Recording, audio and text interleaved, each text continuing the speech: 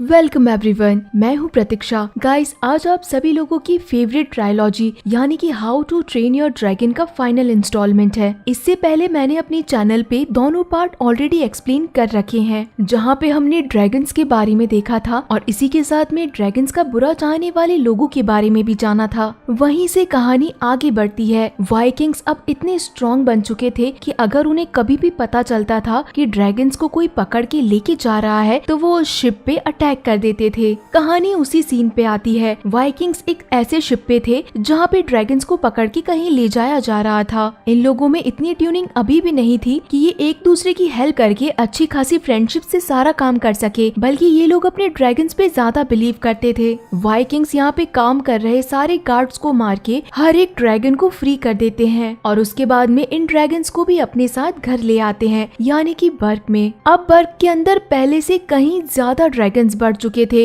यानी कि कैपेसिटी से भी कहीं ज्यादा। इसी कारण कुछ न कुछ गड़बड़ियां होती रहती थी। गॉबर इस चीज का डिस्कशन हिकअप से करता है और कहता है कि तुम अब यहाँ के लीडर हो तो तुम्हें सोचना पड़ेगा, तुम रोज रोज ऐसे हर जगह से ड्रैगन उठा के यहाँ नहीं ला सकते हो। तो हिकअप कहता है कि ड्रैगन से ही हम लोग हैं, अगर हम लोग इन्हें नहीं बचाएंगे तो फिर इन्हें कौन बचाएगा, और रहा सवाल जगह का तो उसके बारे में मैं सोच लूंगा। कहानी का अगला सीन पहुँच जाता है एक ऐसे इंसान पे जो इस मूवी का फाइनल विलन है। इस विलन का नाम है ग्रिमिल। ये जैसे ही वहाँ पे खड़े लोगों से मिलने के लिए आगे बढ़ता है तो इसके ड्रैगन उन लोगों पे अटैक कर देते हैं। इन लोगों का मेन काम था ड्रैगन हंटिंग का, यानी कि ड्रैगन्स को ढूंढना, या तो उन्हें अपनी आर्मी में शामिल कर लेना या फिर उन्हें मार डालना। तब वहाँ पे खड़े लोग ग्रिमिल को बताते हैं कि यहाँ पे सिर्फ बर्ग बचा हुआ है, जिसका लीडर है हिकअप, स्टॉइक का बेटा। वो धीरे धीरे सारे ड्रैगन्स को हम लोगों से चुराता जा रहा है और खुद की बड़ी सी टीम बनाता जा रहा है। वो एक छोटा बच्चा है, ना कि कोई ड्रैगन सेवियर। यहाँ हिकअप को अपना पास्ट याद आता है, जहाँ पे वो अपने फादर स्टॉइक के गोद में था। उसके फादर उसे बताते हैं कि जहाँ तक तुम्हारी नजर जा रही है वहाँ तक वाइकिंग्स का राज है, इन सभी लोगों को हमें बचाना है, तुम जब बड़े हो जाओगे तो ये काम तुम्हें करना है। इसी के साथ में स्टॉइक हिकअप को बताते हैं कि यहाँ पे एक हिडन वर्ल्ड है। लोग कहते हैं कि ये ड्रैगन्स का घर है, सारे ड्रैगन्स वहीं से आते हैं, लेकिन जो भी वहाँ पे गया है वो वापस नहीं आया है। कुछ नाविक जो लौट के आए हैं वो बताते हैं कि ये ड्रैगन वर्ल्ड इतना बड़ा है कि जितना लोगों ने कभी सोचा भी नहीं है। वहाँ पे इतनी स्पीशीज मिलेगी ड्रैगन की जो कभी हमने ना देखी है ना सोची है। इसके बाद में स्टॉइक हिकअप को बताता है कि मैं इस जगह को हमेशा से ढूंढ रहा था, अगर मुझे ये जगह कभी मिल गई तो मैं उसके दरवाजे हमेशा हमेशा के लिए बंद कर दूंगा, ताकि ना तो ड्रैगन्स हमारे ह्यूमन वर्ल्ड में आए और ना ही हम लोग उन्हें कभी मारे। यही सारी चीजें सोचता हुआ हिकअप एक आइलैंड पे बैठा था और मैप के अंदर उसे हिडन वर्ल्ड को ढूंढने की कोशिश कर रहा था। और तभी वहाँ पे एस्ट्रिड पहुँच जाती है। एस्ट्रिड और हिकअप के बारे में अभी भी जगह को लेकर ही बात चल रही थी कि आखिर हम इतने सारे ड्रैगन्स को कहाँ पे रखेंगे। तो हिकअप हिडन वर्ल्ड के बारे में एस्ट्रिड को बताता है। एस्ट्रिड इस चीज में हिकअप को सपोर्ट ही करती है। यहाँ पे टूथलेस और स्टॉर्म फ्लाई आपस में खेल रहे थे और तभी जाने का समय था, लेकिन वहाँ पे तभी टूथलेस फॉरेस्ट के अंदर चला जाता है। वो जब आगे बढ़ रहा था तो उसे एक और फीमेल नाइट फ्यूरी मिलती है। वो उसके पास आगे बढ़ने की कोशिश करता है, लेकिन जैसे ही उस दूसरी नाइट फ्यूरी को इंसानों की भनक लगती है वो वहाँ पे फायर ब्लास्ट कर देती है, क्योंकि वहाँ पे हिकअप और एस्ट्रिड खड़े थे और ये दोनों बताते हैं कि ये नाइट फ्यूरी नहीं हो सकती है, बल्कि ये उस स्पीशीज की है, का नाम हम लाइट फ्यूरी रखेंगे। लेकिन वो लाइट फ्यूरी कब आसमान में गुम हो जाती है वो किसी को नहीं दिखता। अगले सुबह हिकअप ये सारी बात गॉबर और वाल्का को बताता है कि हमने नाइट फ्यूरी की स्पीशीज की एक और ड्रैगन देखी है और वहाँ पे टूथलेस अलग अलग तरह की हरकतें करने लगता है। इससे वहाँ पे खड़े सारे हिकअप के दोस्त बोलते हैं कि ये तो गया,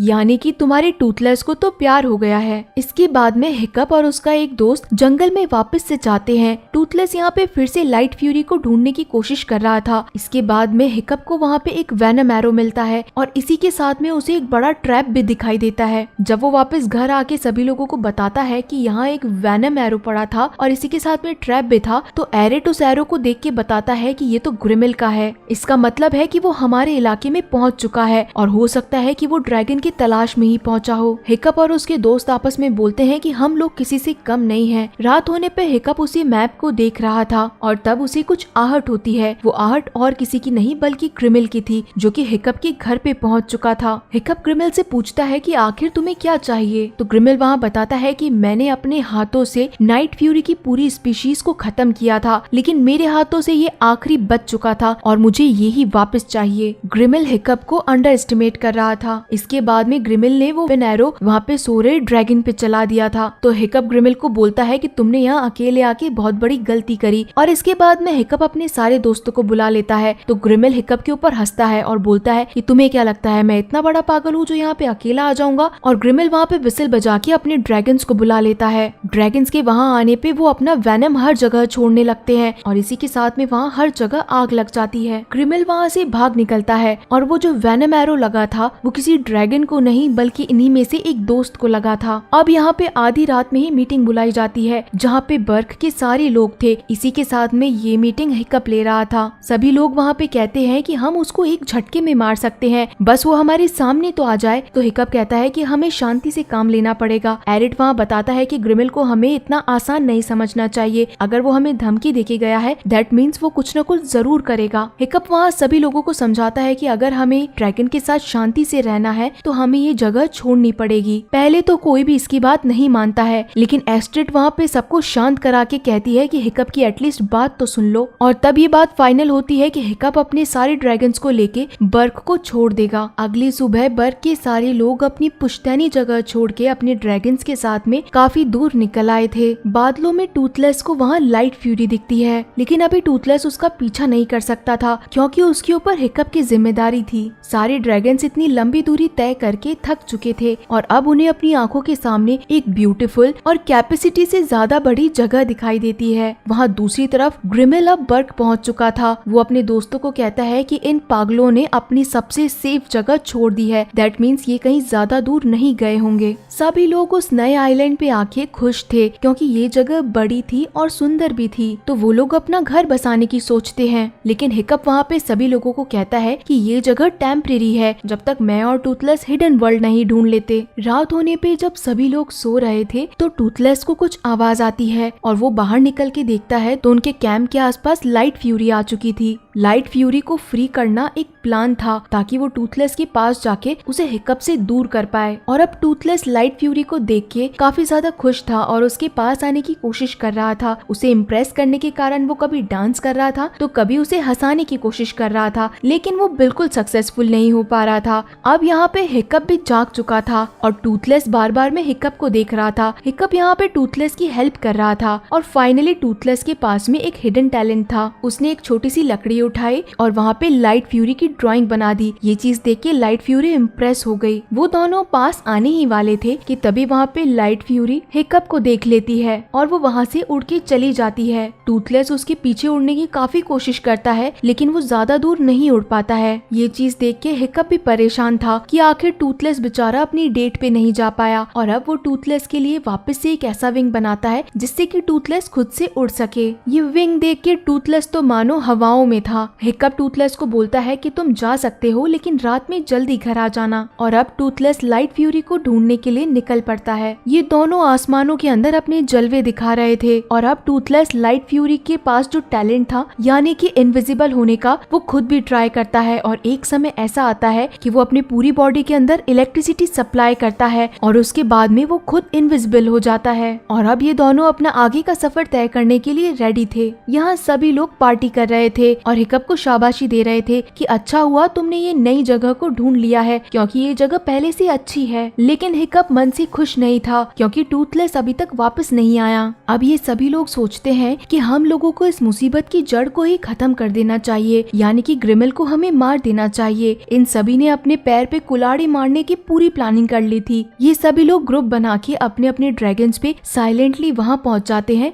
जहाँ पे ग्रिमिल रुका हुआ था। ग्रिमिल जब हिकअप को देखता है तो वो बोलता बोलता है कि शिकार को शिकारी से दूर करना चाहिए, लेकिन तुम लोग तो खुद ही यहाँ पे आ चुके हो, तो ठीक है, अब मरने के लिए भी रेडी रहना। और इसके बाद में ट्रिमिल बाहर निकलने के सारे रास्ते बंद कर देता है, यानी कि हिकअप, इसके साथी और सारे ड्रैगन्स यहीं पे फंस चुके थे। और अब ग्रिमिल बताता है कि मेरे ड्रैगन्स इतने पावरफुल इसलिए हैं क्योंकि मैं इनका वैनम का डोज इन्हीं को देता हूँ, जिससे ये और ज्यादा जहरीले और ज्यादा वाइल्ड बन सकें। और अब तुम भी देखो कि ये क्या क्या कर सकते हैं। ग्रिमिल के सारे ड्रैगन हिकअप और उसके साथियों के ऊपर अटैक करना शुरू करते हैं। वो जहरीला जलता हुआ लिक्विड इन लोगों के ऊपर उगलते हैं, लेकिन हिकअप और इसके दोस्तों की जान बचाने के लिए हिकअप की मॉम वाल्का पहुंच चुकी थी अपने ड्रैगन के साथ में, और इसी के बाद में वो ऊपर की जाली खोल के सारी ड्रैगन्स हिकअप और उसके दोस्तों को बाहर निकाल लेती है। लेकिन वहाँ पे अभी भी एक लड़की पीछे ही रह गई थी। ये चीज इन्हें तब महसूस होती है जब ये लोग वहाँ आके रुकते हैं। यहाँ वो लड़की ग्रिमिल का पूरी तरीके से सर खा चुकी थी। ग्रिमिल पहली बार अपनी लाइफ में इतना परेशान हुआ होगा किसी की बातें सुनकर, लेकिन बातों ही बातों में उस लड़की के मुंह से उस ठिकाने का पता चल जाता है जहाँ पे ये लोग अभी रह रहे हैं, यानी कि वहाँ पे सारे लोग भी हैं और इसी के साथ में सारी ड्रैगन्स भी हैं। वो उस लड़की को बोलता है कि तुम इतना ज्यादा बातें करती हो कि तुम यहाँ रहने से अच्छा चली ही जाओ, और वो लड़की वहाँ पे अपने ड्रैगन पे बैठ के निकल जाती है। ये सब कुछ ग्रिमिल की प्लानिंग थी कि वो जहाँ भी जाएगी उसका पीछा करके वो ड्रैगन्स के घर का पता लगा लेंगे। यहाँ पे हिकअप और एस्ट्रिड उस लड़की को ढूंढने के लिए जब निकले थे तो उन लोगों को दुनिया का आखिरी छोर यानी कि वाटरफॉल मिल जाता है, और स्टॉर्म फ्लाई उन दोनों को अपने साथ इसी हिडन वर्ल्ड के अंदर ले जाता है। वो हिडन वर्ल्ड इतना ब्यूटीफुल था कि इंसान उस जगह को डिजर्व ही नहीं करते हैं। वहाँ पे जब स्टॉर्म फ्लाई जाता है तो वो भी अपने अंदर चेंजेस देखता है। वो ड्रैगन अब और ज्यादा ब्यूटीफुल हो चुका था। वहाँ हर जगह छोटे से छोटा और बड़े से बड़ा ड्रैगन था। और अब हिकअप देखता है कि यहाँ पे नाइट फ्यूरी और लाइट फ्यूरी दोनों ही हैं, और यहाँ के हर ड्रैगन ने टूथलेस को अपना किंग बना लिया था। हिकअप फिर से अपने पास्ट में चला जाता है जहाँ पर उसके फादर उसे बताते हैं कि लाइफ में प्यार सबसे ज्यादा इम्पोर्टेंट होता है। और तभी वहाँ पे एक ड्रैगन हिकअप और एस्ट्रेड को पहचान लेता है और वो उनके पीछे भागने लगता है। वो ड्रैगन हिकअप और एस्ट्रेड को मारने ही वाला था कि तभी वहाँ पे टूथलेस पहुँच जाता है हिकअप की जान बचाने के लिए, और वो दोनों हिडन वर्ल्ड से बाहर निकल आते हैं। हिकअप टूथलेस से माफी मांगता है कि मेरे कारण तुम्हें अपना घर छोड़ के आना पड़ा। टूथलेस वहाँ पे कुछ मायूस तो था, लेकिन तभी वहाँ पे उसे लाइट फ्यूरी की आहट आती है और सभी लोग कहते हैं कि लाइट फ्यूरी इसका पीछा करते हुए यहाँ तक पहुँच चुकी है, यानी कि अब हम सब लोग एक फैमिली बन चुके हैं। लेकिन ये खुशियाँ बहुत लिमिटेड टाइम के लिए थी। वहाँ पे अब ग्रिमिल पहुँच चुका था उस लड़की का पीछा करते हुए, और उसने लाइट फ्यूरी और नाइट फ्यूरी दोनों पे वैनम एरो चला दिए थे। इसी कारण वो दोनों बेहोश होके गिर जाते हैं। ग्रिमिल उन दोनों को पकड़ लेता है। सारी ड्रैगन्स इन दोनों को बचाने के लिए आगे बढ़ते हैं, लेकिन तभी ग्रिमिल बड़ा सा एरो तान देता है लाइट फ्यूरी के ऊपर, और वो टूथलेस को बोलता है कि बोलो तुम किंग हो ना, इन सारे ड्रैगन्स को बोलो कि मेरी बात माने। ना चाहते हुए भी टूथलेस को सारे ड्रैगन्स को रोकना पड़ता है और ये ऑर्डर देना पड़ता है कि इनके पीछे पीछे चलना शुरू कर दे। ग्रिमिल वो वॉर ऑलमोस्ट आधी जीत चुका था क्योंकि वो वहाँ से टूथलेस को भी ले गया था और इसके साथ में सारे ड्रैगन्स को भी। हिकअप को लगता है कि सब कुछ खत्म हो चुका है, लेकिन तब वहाँ पे एस्ट्रिड उसका साथ निभाने पहुँच जाती है और कहती है कि जरूरी नहीं है कि ये ड्रैगन है तो ही तुम हो। तुमने अब तक जो भी किया है वो खुद से किया है। तुम में खुद में भी इतना टैलेंट है कि तुम सब कुछ फिर से सही कर सकते हो। ये बात सुन के हिकअप मोटिवेट हो चुका था और अब उसे लगा था कि वो टूथलेस के बगैर भी सारे ड्रैगन्स को बचा सकता है। यहाँ ग्रिमिल ने अपने शिप पे सारे ड्रैगन्स को अरेस्ट कर लिया था और ग्रिमिल अपने फ्रेंड्स को कहता है कि मैं इन दोनों को भी मार दूंगा। उसके फ्रेंड्स कहते हैं कि ग्रिमिल तुमने धोखेबाजी की है, तुमने कहा था कि इन दोनों को पकड़ने के बाद में ये तुम हमें दे दोगे। ग्रिमिल जब टूथलेस को शूट करने वाला था कि तभी वहाँ पे हिकअप और इसकी टीम पहुँच जाती है, वो भी हवाओं में खुद के विंग्स लेके, और अब ये सब लोग एक टीम बन के इस पूरे शिप के ऊपर अटैक करने लग गए थे। हिकअप और उसके बाकी सारे लोग इस शिप के गार्ड्स को मारने लग गए थे और यहाँ पे फिर एक अच्छी खासी फाइट होने लग गई थी। यहाँ पे अब सारे ड्रैगन्स को इन लोगों ने छुड़वा लिया था। इस फाइट को देखते हुए ग्रिमिल वहाँ पे लाइट फ्यूरी के ऊपर बैठ के निकल जाता है, लेकिन हिकअप भी कहाँ पीछे रहने वाला था। वो सबसे पहले टूथलेस को फ्री करता है और उसके बाद में टूथलेस के ऊपर बैठ के ग्रिमिल का पीछा करता है। ग्रिमिल के सारे ड्रैगन्स टूथलेस को पकड़ लेते हैं और बहुत बुरी तरीके से इंजर्ड करने वाले थे, लेकिन टूथलेस को किंग ऐसे ही नहीं कहा गया था। वो अपनी पूरी बॉडी के अंदर इलेक्ट्रिसिटी जनरेट करता है और उसके बाद में सबसे शानदार वाला इलेक्ट्रिसिटी शॉट देता है, जिसके कारण सारे ड्रैगन्स फेंटो के नीचे गिर जाते हैं। लेकिन अभी भी ग्रिमिल हरकतों से बाज नहीं आता है। वो हिकअप के ऊपर शूट करने वाला था, लेकिन वो वेनम एरो जाके लग जाता है टूथलेस को। टूथलेस वहाँ हवा में गिरने लगता है तो उसे लाइट फ्यूरी बचा लेती है, लेकिन गिरते टाइम ग्रिमिल ने हिकअप को पकड़ लिया था। तो हिकअप के पास ये ऑप्शन था कि या तो लाइट फ्यूरी हमें बचा ले या फिर गिरते हुए टूथलेस को, और हिकअप डिसीजन लेता है कि वो टूथलेस को बचाएगा और वहाँ से लाइट फ्यूरी को फ्री कर देता है, जिसके कारण ग्रिमिल और हिकअप दोनों ही हवा के अंदर गिरने लगते हैं। लाइट फ्यूरी पहले जाके टूथलेस को बचाती है और उसके बाद में पानी में बस गिरने ही वाला था हिकअप, और तभी वहाँ पे हिकअप को भी बचा लेती है। ग्रिमिल ने वहाँ पे हिकअप का पैर पकड़ रखा था, लेकिन हिकअप ने अपना पैर फ्री कर दिया था। इस कारण ग्रिमिल सीधा जाके ओशियन में गिर जाता है। लाइट फ्यूरी ने टूथलेस और हिकअप दोनों की जान बचा ली थी। ये चीज देख के सभी लोग बहुत खुश थे। अब जब टूथलेस को होश आता है तो वो अपने पास में हिकअप और लाइट फ्यूरी को देख के खुश था, लेकिन तब तक हिकअप ने ये सोच लिया था कि हम लोगों ने हमारे बारे में सोचते हुए कभी तुम्हारे बारे में सोचा ही नहीं। तुम्हें तुम्हारे असली घर में रहना ही जरूरी है, वहाँ सारे लोग तुम्हारे जैसे हैं। और इसके बाद में हिकअप ना चाहते हुए भी अपने दिल पे पत्थर रख नाइट फ्यूरी को हमेशा के लिए गुड बाय कह देता है। बर्ग के सारे लोगों ने अपने अपने ड्रैगन्स को अब फ्री कर दिया था। नाइट फ्यूरी वहाँ पे एक बहुत बड़ा रॉड लगाता है और इसके बाद में वहाँ से सारे ड्रैगन्स अपने घर की तरफ चले जाते हैं, यानी कि वही हिडन वर्ल्ड जहाँ पे ये सारे ड्रैगन्स रहा करते हैं। कहानी पहुँच चुकी थी अब विंटर्स में, जहाँ हर जगह बर्फ जमी थी। और अब हम देखते हैं कि हिकअप ने भी शादी के लिए हाँ कर दी थी, यानी कि अब हिकअप की शादी हो रही थी एस्ट्रेड के साथ में। कहानी पहुँच चुकी थी कुछ सालों आगे, जहाँ पे हिकअप और एस्ट्रेड के 2 बच्चे हो चुके थे और वो ये ड्रैगन स्टोरी अपने बच्चों को सुना रहा था। हिकअप एक बार एस्ट्रेड और अपने बच्चों के साथ में सैर कर रहा था और तभी वहाँ पे एक माउंटेन पे बैठे उसे टूथलेस दिख जाता है। टूथलेस वहाँ पे इंसानी बोट देखते ही अटैक करने की सोचता है, लेकिन कुछ ही देर के अंदर टूथलेस को पता चलता है कि ये और कोई नहीं बल्कि हिकअप है और उसे वो डॉग की जैसे चाटने लग जाता है। हिकअप वहाँ अपने बच्चों को आगे बुलाता है और कहता है कि बस अपने हाथ सीधे रखो। हिकअप के बच्चे अब टूथलेस को टच करते हैं, यानी कि पहली बार एक ड्रैगन को छूना, और अब ये सभी लोग हवाओं में उड़ रहे थे, जहाँ पे एस्ट्रेड का ड्रैगन यानी कि स्टॉर्म फ्लाई भी आ चुका था। और इसी के साथ इस सीरीज की हैप्पी एंडिंग होती है। तो गाइज, आप सभी लोगों को ये ट्रायलॉजी कैसी लगी है मुझे जरूर बताइएगा। तो चलिए अब आप सभी लोगों से मैं जल्द ही अगली मूवी में मिलती हूँ। तब तक के लिए टाटा।